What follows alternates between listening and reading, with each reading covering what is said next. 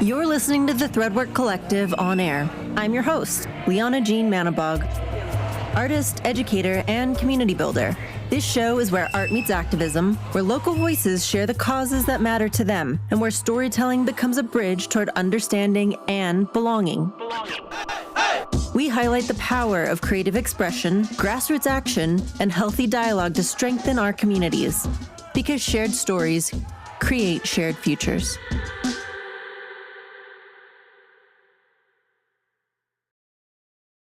Okay, thank you so much for joining us today on the Threadwork Collective on air, Ava. It's great to have you. Hey, thanks so much. I'm excited to talk more and get to know and learn more about the work that you're doing. Yeah, well, and likewise, I got to meet you through a colleague who I had on the show of yours just a while back. One of the things we kind of spend a lot of time talking about on this show is community, and so I'm just going to jump right in because you've been doing a lot of work in the community lately. I've been seeing you at all these different events. What is your definition of community? How do you see it functioning in the role you serve? Yeah, I think community is something that we don't spend enough time talking about. And my definition of it would be the home. I think community is a safe place where people can really find their dignity and their integrity and act from a place of their own intention and whatever those experiences are. And I leave it nuanced and broad enough in definition because I really believe that there is community and spaces that not everyone will interact with. And that creates safety for those individuals. There's also community and safe spaces where we can intersect. And at times, we see communities mobilizing and intersecting strategically as well for survival and also for celebration. And so there's times when these spaces are open. There's also times when they need to be sacred and they become sanctuary for a lot of folks. And happy to talk more, but for me, community has really been the place where one is the reason why I stay living in Salt Lake City and in Utah, is I find a lot of safety and a lot of hope in that safety as well. And two, I would say I've really become fond of that bond I have with individuals. I love meeting people and I love cultivating and helping them nurture the spaces that they want to be a part of. There's something really magical about being a steward of people and of that community that we share. And I just spend a lot of time thinking about it. Of how can I find celebration and enjoyment? How can I find playtime in these spaces as well as I find work in them too?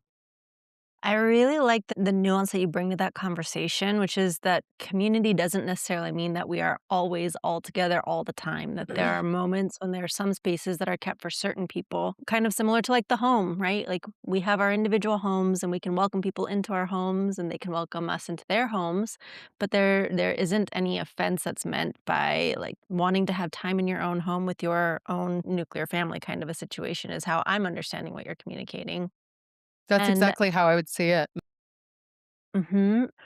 And I guess one of the things that is coming up a lot in circles that I've been running in and conversations I've been having recently is I think we've gotten really good at spending time in our own spaces. And so what does it look like to what's your philosophy on what it looks like to create these third spaces where you can come together and intersect with other groups and other people who might see things differently? Mm. Yeah, I think first and foremost, as you mentioned, the different spaces, I would say this is that it's not to guardrail and it's not to only preserve those spaces for a select few. I think it's to create real intentionality and safety around them. And I think that that's good. If you want to mobilize people and if you want to create inclusive environments, it's not actually opening up the floodgates to include everybody and anybody.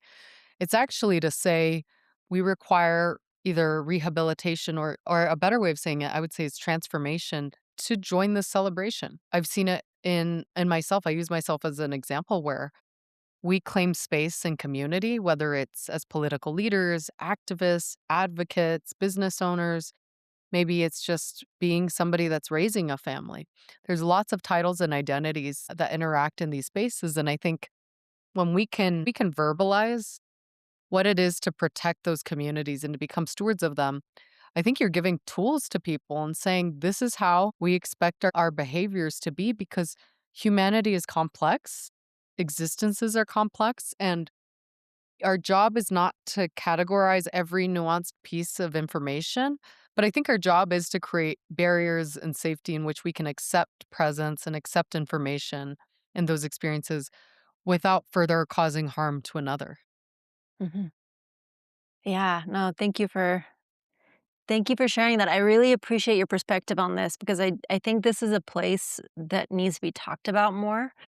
What it looks like to engage within community, but then also what it looks like to create boundaries and space that is needed so that you have the ability to opt in. And it's not just always, like you said, kind of the open floodgates. And that's an angle that I don't think we talk about that often when it comes to community because it kind of turns into this big, well, we should always all be together all the time, which it's the typical part of human psychology to swing the pendulum one way or the other. Working in like this capacity as a politician and representing people, what is your approach to inviting people into spaces that are boundaried to be able to voice their opinions in a way that they're viewed with dignity, but also maintain boundaries if there's potential for collision or disagreement around some of those viewpoints? Yeah, there's a natural friction that occurs in democratic practices, and we don't have a perfect democracy. And I would say there's no roadmap for a perfect democracy, but there's definitely, I would say, there's the ability to interact with folks at a day to day basis that both has respect and dignity for all those that enter that space. That being said, there's very clear institutional rules like decorum, general comment, time limitations. We have First Amendment rights, which are very well protected, which means you can say just about anything, even threats or emboldened language, and it can't be censored. However, there are physical limitations on how you might have that. And there are still consequences to harm that can be repaired or is irreparable. And I think these are all the sovereign pieces of being layered into our complex democracy. Now, that's a very macro way of describing, how do you approach those leaders? And I would say one of the best ways to approach someone is by remembering the shared human interaction. So you're a resident, I'm a resident, we have that in common. You're Latina, I'm Latina, we have that in common. You're queer, I'm queer, great. We have all these layers and identities that help create a bridge of community to have dialogue and understanding. And ultimately, the hope is that dialogue and that bridge that's created through that braids itself into trust. And trust is something that's complicated. It's immeasurable, it's intangible, it's non fungible. And yet we all know what it is and we all know it exists. And right now, I represent and I'm part of an institution that doesn't have a lot of trust because we don't see a lot of urgency or action. And on one side, you see people coming, usually the elected leaders, saying, well, we're misunderstood. People don't know what it takes to laws. They don't know the pressure we're under. They don't see what we're thinking about holistically. They don't have access to this information. On the other side, you have residents that are saying, we don't trust y'all because y'all represent corporations and the wealthiest class. Y'all are amenable and give out at every opportunity. Y'all don't hold the line and protect those that are most vulnerable or undignified. And, I really think about this where it's like you have two classes of people, two bodies, same protection, same rights technically, and we're not hearing each other. And the friction that comes from that is supposed to create good policy, but the friction that I'm seeing now is it's just drowning out. And we're creating all this noise that has nowhere to go and all this kinetic energy that keeps getting shifted around. And I tell people, I was like, a council meeting is going to be explosive if folks don't have somewhere to take that energy to. And what ends up happening, it gets pointed to allies or even the very members of our community, and then they take it personally and they're going, why are you attacking me? I'm a part of you because this, that, the other. And I wish there was a way, like if I had a magic wand, I would say, you know what? Let people blow off their steam because at a minimum, even that is a practice of trust and safety. I always tell people, in relationships, and I'm definitely not a therapist, so I don't know if this is actual a therapy advice, but I would say, he's like, one of the ways you trust a partner is when you see the ugliest parts of them and you choose to repair after that. One of the most beautiful trust falls in life is the ability to repair and forgive. And I see this in community where there's a resistance to that. People have a lot of ego and they don't want to admit faults or they don't want to admit that we may need to forgive someone because we need to lock arms with them because they might be in a position of power. And so I take that upon myself and say, you know what? I hurt sometimes, but this isn't about me. I'm taking up intentional space as an elected official to represent these communities and the ideals that will better protect these communities. So I see myself as someone defending these rights. Let's talk about Harvey Milk Boulevard, a prime example where I'm taking up space right now in the public eye to raise awareness. But then I need actions to mobilize behind it to protect that. And yes, we have risks. Yes, we have a state that's overbearing. That's a genuine consequence. I'd rather be transparent and have community members, regardless of their beliefs, have access to me so that it's beyond feeling heard, it's being understood, it's being empathized with, and it's being defended with direct action. And to have the cognitive ability to respond with urgency and immediacy is really critical right now because there's a lot of deteriorated feelings that no one cares. And I think, again, it's really easy to say, well, no one cares. But yeah, if you ask most people, you walk by, you go to a cafe, you go, do you think City Hall cares? They'd be like, no, probably not. I don't think so. Mm, And we have to ask ourselves, well, why is that? Let's break it down. I think it's because they feel that we're inaccessible. And then I would ask the question, Liana, I'd say, how can I be more accessible to you? What is accessibility to you? And you might say, I don't know, social media. I literally had someone say that, like, you're not on social media enough. I'm like, okay, my bad. I'm like trying to live in real life and be in the present. But, and I just say, like, social media gives me anxiety. But you know what? mhm, That's you're bringing it to my attention. I'm going to try harder. I also have to have balance in my life. And there are days I cannot perform for a camera. And I genuinely have to show up as a human with zero technology attached to them. mhm. Yeah, well, and I think that's valid, and I think you bring up an important point because there's a balance between showing up in a community. And granted, working in politics it requires different things to show up in a community in the role of a politician than it does as just a regular community member, right?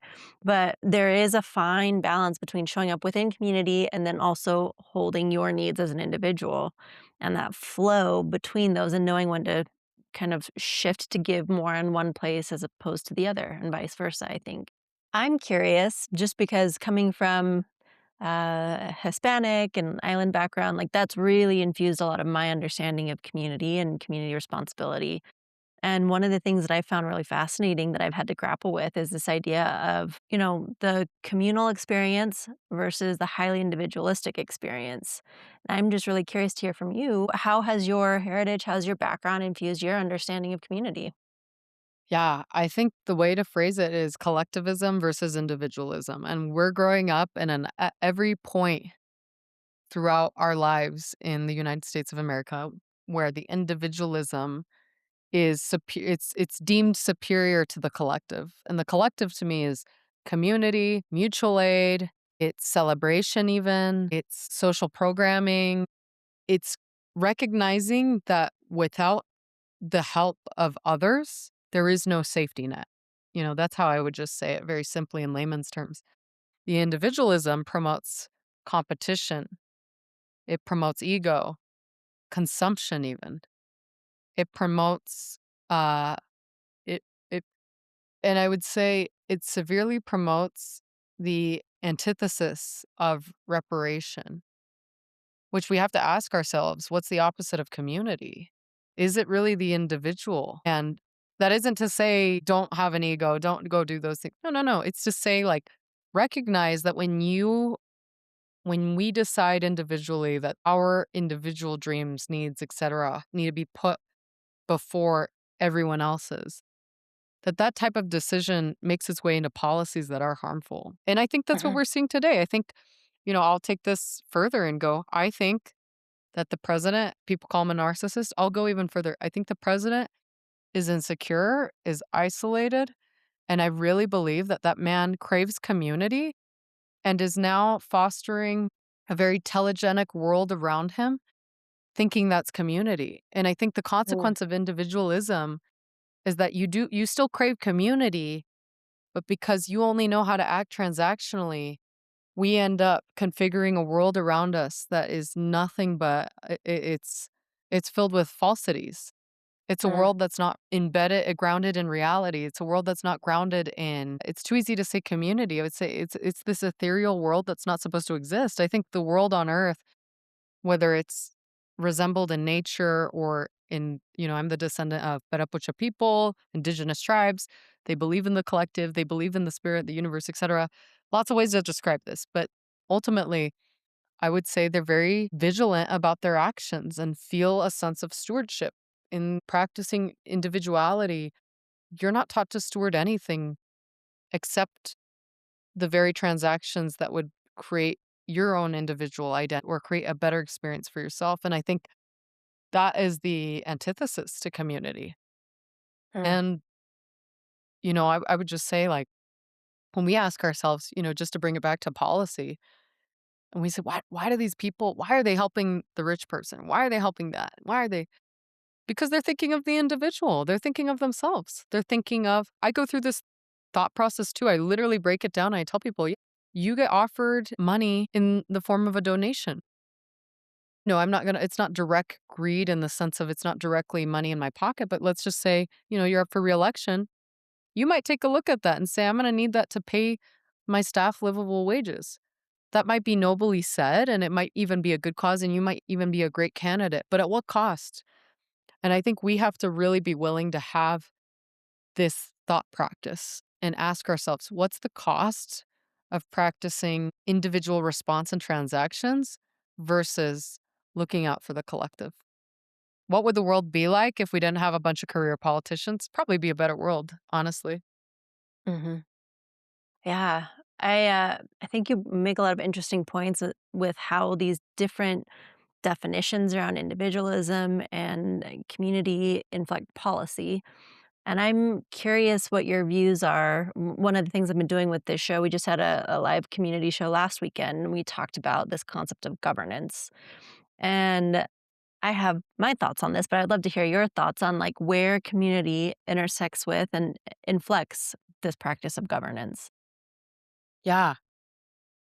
Yeah. The inflection point should begin and end with community. The start of any code, any memo, even elections that go further. Without people, there are no elections. Without elections, there are no politicians. And thus, the power of the elected official comes from the people.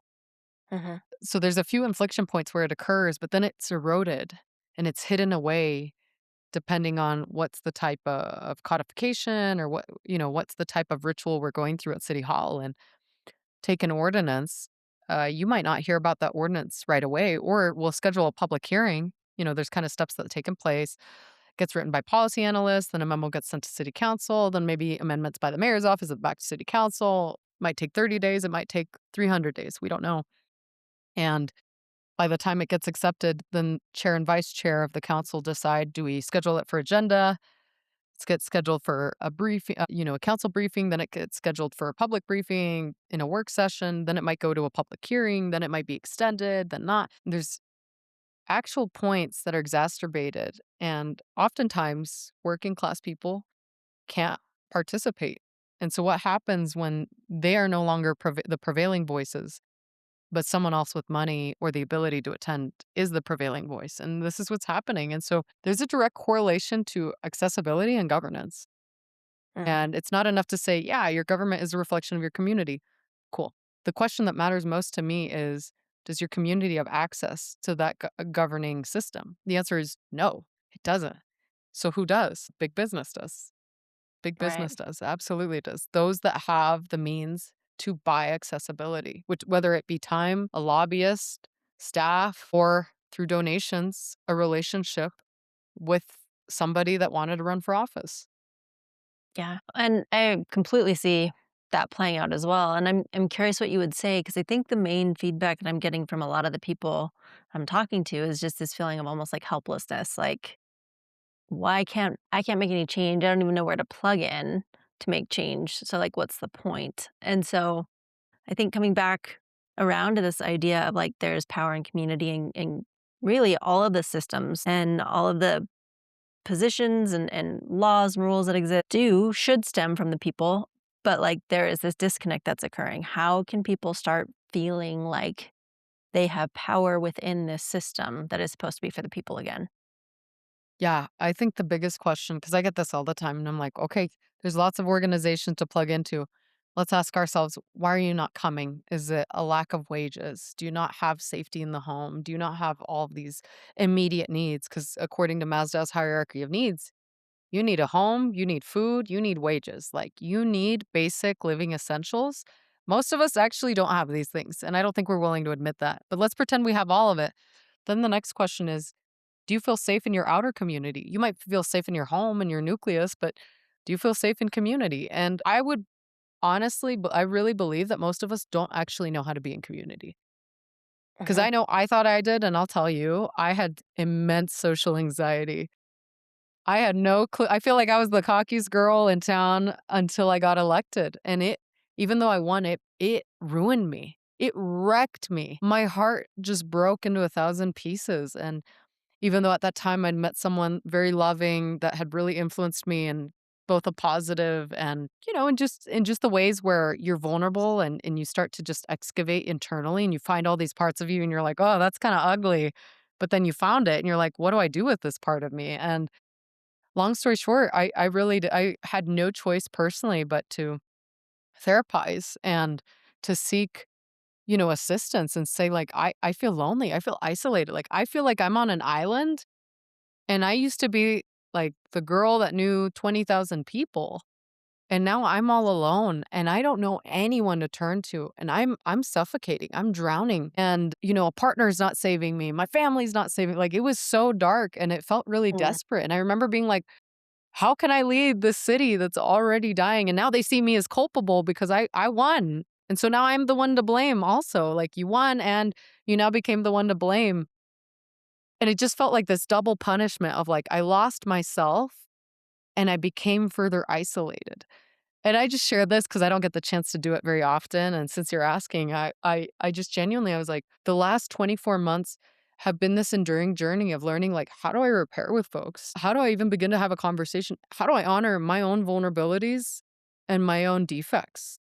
How do I honor my resilience and my shame? How do I honor my hope to be forgiven equally as well? How do I build trust? And I just started asking myself these questions, that and like a million tears. I swear I've never cried more than I did in 2025. And like truly, when I think back, I'm like, damn, there wasn't a day I didn't go without crying last year. And I think it was so visceral, the pain of Mm. not having that community anymore. Mhm. And just finally realizing and, popping some anxiety meds, to be honest with you, where I just finally was like, let me just chill. Like, I think I really do believe like part of community is just being present with it too. Like, just being like, you know what? My job isn't to figure it out right now. My job is just accept invitations, offer kindness, and allow that to multiply. And it Mhm. didn't take long before I found my core. And I'm at a point in my life personally where I was like, yeah, if I wasn't an elected official, I'd know exactly what to do, who to turn to, what steps to take, and to go advocate for the people and the communities I care about. Now, for people to achieve that, I would say this I would say very clearly, if you're angry, you need to accept that anger. And I'm just saying this as a human. Like, people don't like feeling anger, they don't like being put in a position of defense. Because of years of practice, I can take those strong emotions and I don't harbor ill will. And if in fact, I feel very much empowered to take that harm and say, I still love you and you may not trust me, but I will show you the dignity and kindness you deserve. And that doesn't mean I put up with disrespect and I'm like, oh, I'm gonna hug you. I'm like, Mhm. no, but I respect that you are a part of this too.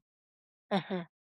But I think if you don't release that and you throw it onto another human, you just took your baggage and gave it to somebody. So if you come up to me and you say, "F you, I don't trust you. You're part of the problem." Da da da da da.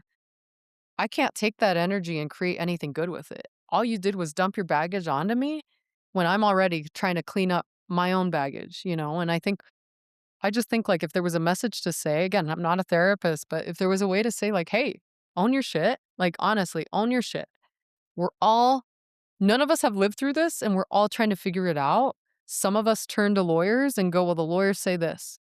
Most of my colleagues in the city council and at city hall are going, well, the lawyers say we can't. All right, go find another lawyer. Like, come back to me until we have an answer.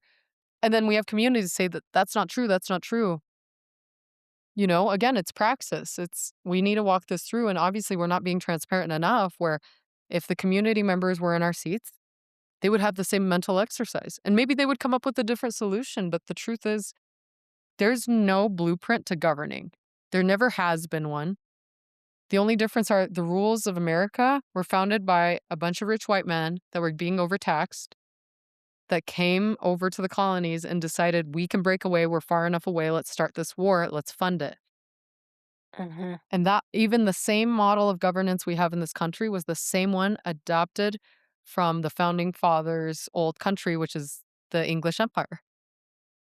And so we just have to like we can understand all that historical context and still believe in semi quasi reform and creating a total different system because at the end of the day, there will always be a collective group of people. It might be 20, it might be 200 million, you know. Mm. But at some point we have to all decide like what are the non-negotiables in government? What are the non-negotiables in city hall?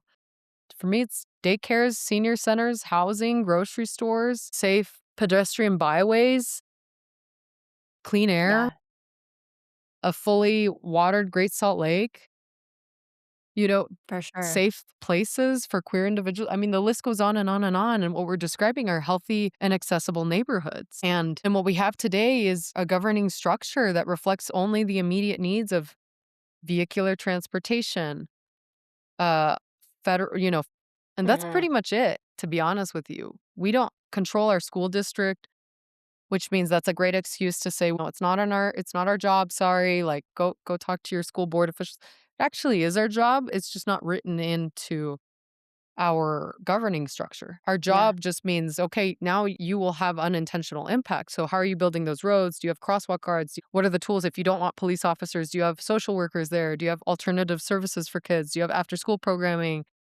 Are their parents, like, have jobs in town? Can their parents pay for housing? Do they have access to grocery stores? So we have to break it down that way and just recognize, like, we all have impact, and when you're in a position of leadership, you have, whether we accept it or not, direct impact on every resource that every person will either have or have not, will have or yeah, won't have access to. yeah. Well, I think a few things are sticking out from what you're saying to me, and I'm just gonna kinda walk through them with you real quick. First being that it feels like in order to be accepted into community, it's almost like we have an unrealistic image of what community is, which is everybody shows up, everybody's happy, everything's great. But that, like, completely erases the fact that a community is made up of complex human beings, and, like, you had your own experience and, your struggles and working through various shame or anger or grief pieces or trying to find belonging, and that is the human experience, and so I think it's really one of the things I think you're highlighting well is it's so important to bring forward a recognition of what the human experience is and allow other people around us to have the human experience in a communal space and understand even if we don't get along that we can do that in a healthy way Yeah. and move things forward. And then I really love how you're like delineating very concrete ways that you think we can take care of each other and, like, I think that's actually a really important and solid call to action too is, just an invitation for listeners or people in the community to think about if we wanna take care of each other, what does that look like to you as an individual? Can you name that? And if you can't, that's okay, but how can you start thinking about what it is you would want so that you Mhm. can start talking to different groups and finding people in order to mobilize or, like, talking to government officials or voting in the people who would lead the way you want them to, you know? So, no, I appreciate you highlighting those deeply. I think 2025 was a rough year. Lots of tears, I think, lots of places.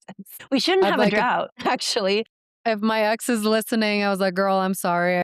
I was like, "I learned a lot." I was like, "Let's get a cup of coffee. It's good. We're good." I'm like, Right? I know. You just need those selfishly, transition periods. I'm like, "I've seen you walk your dog. It's cool. I had another really." I'm like, "We're good. We're good. We're solid." I'm like, "Thanks for the tears, though." Right? So I'm saying if we coulda captured all of those, the Great Salt Lake would be fine. Just pour them all in there. Oh my gosh. I was like, Jokes. let's just like yeah, I'm like, "Let me just send you a video of my friend recording me crying." She's like, "So you never forget." She's like, "You're never doing this again." But I I'm gonna be actually like, have one "Actually." of those. I was like, "Lianna," well, I was like, "Are you really gay if you don't have that?" Just saying. But I I was was gonna say like, I have "Oh," one I of was those too. It's saved in a I'm like, gonna be way like, back in "Sorry." my phone. I'm like, "Sorry, babe. Lianna said I actually have to fill up the Great Salt Lake, so I gotta get my heart broken again." Yeah, right? That's funny. Well, this is how you create your character arc for 2026 now, I guess. Beautiful. I love it. Uh, no, thank you so much. I know you got other things to get to, but would love to continue the conversation and explore more of some of the work that you're doing and plug back in as things continue to evolve. Because I also think that's something that's really important is just conversations are never done. There are never absolute answers, and as things continue to shift, we have to all keep talking to each other in order to, like, figure out answers or try something new and then change it if it doesn't work. Yeah, no, Yeah. I appreciate the conversation, and, for folks that are listening that are just like, "What? I still didn't get anything out of it." I'm like, "Call City Hall. Start by investigating." It's gonna take work, I'm not gonna lie. Not everyone, not every staff member is gonna be willing to help and hold your hand. Part of it is ask yourself, do you trust the institution? And if you don't have trust, then find an institution you have trust with. Maybe the institution doesn't even exist yet. And the only reason they exist because these are formalized documents that say that person has power and that one doesn't. Mhm, And I would say right now we're in direct harm. We're in direct harm from federal institutions. So now the question is your local institution, which is made up of nothing but neighbors, just normal people, normies, mhm, do they have the power to respond and defend? And right now they're saying no. And I'm saying actually, collectively, of every city, it's over 192 cities in America stood up against the federal government, there would be mhm, an undeniable force of collective action saying there will be consequences post federal government or post the Trump administration, but there also will be direct hope and action saying in 2 years, in less than 2 years, heck, in 1 year, we'll flip the House. That is a mm. direct line of defense. In 2 years, we'll get to go on the attack. We'll get to choose who the next leader will be. And so, my challenge to everybody and from my kitty who keeps trying to eat the taco that I have. I was like, I mean, he can't be gay without a cat. I never thought I'd be a cat lady, but she's the cutest. Well, I have 3 dogs, and one of them kind of is like a cat. Does that count? Yeah, yeah, yeah. I was a dog girl until she's literally the best thing that ever happened to me. But my direct call to action is like really break down the framework of governance. Like Mhm, I would ask each person, like, do you even know what City Hall does? And if you don't, mhm, go learn about it. Maybe you should be the one sitting there instead. mhm, Maybe you should run against someone like me, and that's okay. Like, I think we overcomplicate it because we're so overstimulated, and at the end of the day, we really need to break down coherently what it is we're creating because every day we have the ability to create. I wanna live in a world where we co-create a better government, and I want a mhm, government that gets out of the way of people's hopes and dreams. I actually want to create a space of governance that allows us to mobilize and effectuate so we can have peaceful lives and I can meet people that are also in the middle of transition and transformation and celebration. mhm, And as somebody that had a lot of rage in their heart, I can tell you that is energy that's just waiting to create and it needs to be acknowledged. And I feel the world has a lot of vindictive energy. It's almost looking for, I almost feel like a lot of the energy is trying to revolt. And my word last year was actually renegade. And I was like, God, I just have all this like pent up energy. And what I really realize is like, that's a secondary emotion. Like what the world is trying to feel is probably grief, but it doesn't have a way of doing it safely.